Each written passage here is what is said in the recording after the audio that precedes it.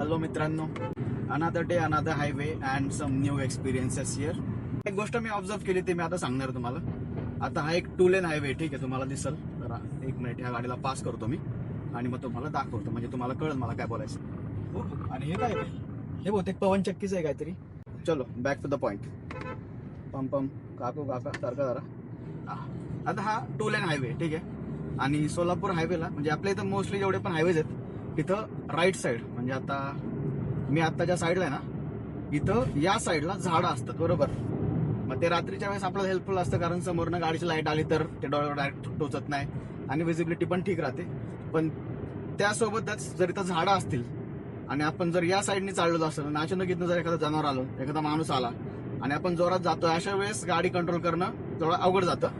त्यामुळे आपण त्या लेनमध्ये राहण्यापेक्षा या लेनमध्ये जर क्रूज केलं आणि फक्त ओव्हरटेकिंगच्या वेळेस त्या साईडला गेलं तर आपल्याला बेनिफिशियल आहे, कारण आपण पॅनिक होणार नाही, पॅनिक ब्रेकिंग होणार नाही, ऍक्सिडेंटल सिच्युएशन्स टाळता येऊ शकतात.